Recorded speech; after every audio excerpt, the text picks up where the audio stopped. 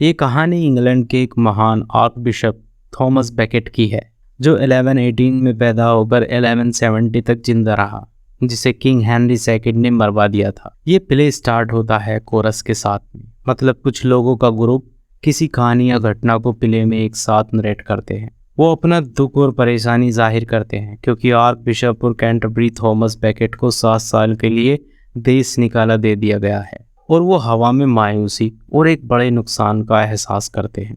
दूसरे सीन में 3 पादरी इस सिचुएशन पर डिस्कस करते दिखाई देते हैं। वो कहते हैं कि ये अच्छा होगा कि यदि आर्क बिशप किंग के साथ में शांति बना ले। तभी एक मैसेंजर वहां आता है और ये बताता है कि थॉमस बेकेट इंग्लैंड वापस आ चुके हैं और जल्दी ही यहाँ पर आने वाले हैं। प्रीस्ट थॉमस बेकेट के स्वागत की तैयारी करते हैं। कोरस बेकेट से फ्रांस भाग जाने की रिक्वेस्ट करते हैं क्योंकि वो वहाँ पर सेफ रहेगा फ्रांस में। बेकेट वापस आता है और पादरी से कहता है कि वो उनके समझने से अधिक जानता है। दूसरे सीन में पहला टेम्प्टर मतलब राजा की तरफ से एक आदमी आता है जो थॉमस बेकेट को पैसे या किसी लाभ से खरीदना चाहता है। वो चाहता है कि बेकेट राजा की शर्तें मान ले तो वो एक आरामदायक जिंदगी जी सकता है, लेकिन बेकेट उसका प्रस्ताव ठुकरा देता है और कहता है कि वो इस ऑफर के लिए 20 साल देर से आया है। फिर दूसरा टेम्प्टर आता है। वो बेकेट को ऑफर देता है कि यदि वो राजा के सामने झुक जाए तो वो सांसारिक राजनीतिक शक्तियों का मालिक बन सकता है और वो लोगों का भला और अच्छी तरीके से कर सकता है जितना वो अब नहीं कर पा रहा। बेकेट इनको ये कहकर रिजेक्ट कर देता है कि सांसारिक शक्तियाँ बिना धार्मिक ज्ञान के अंत में बुराई को ही लेके आती हैं।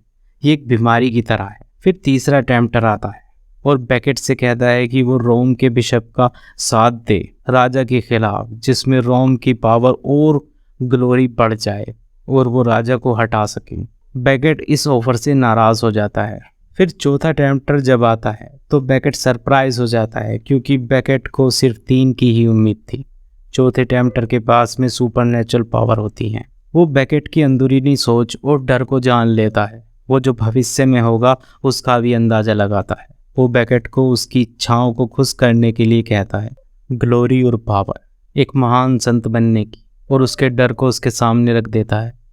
बेकेट इस रहस्य से हिल जाता है। अब प्ले में इंटरल्यूड आता है, मतलब प्ले के 2 पार्ट्स के बीच में एक छोटा सा एक्ट होता है जिसमें कुछ इम्पोर्टेंट इन्फॉर्मेशन को कन्वे किया जाता है। इसमें बेकेट अपने चर्च के लोगों को एक विदाई उपदेश देता है और मुक्ति और सफरिंग के बारे में बात करते हुए कहता है कि कोई भी शहीद संत नहीं बन सकता जब तक कि ईश्वर ऐसा न चाहे।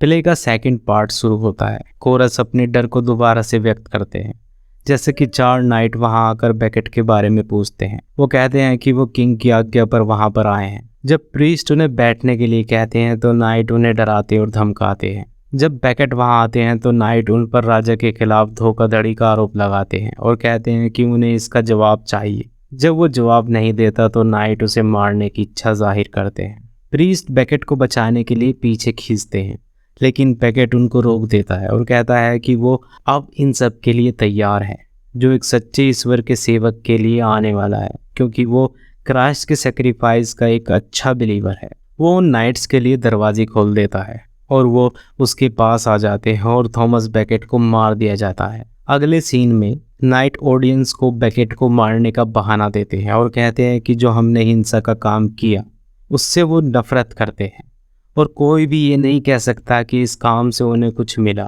वे कहते हैं कि वो तो बस राजा के वफादार सेवक हैं और एक देश के लिए काम कर रहे हैं, और वो ये भी जानते हैं कि दर्शक उनकी बातों से सहमत हो जाएंगे।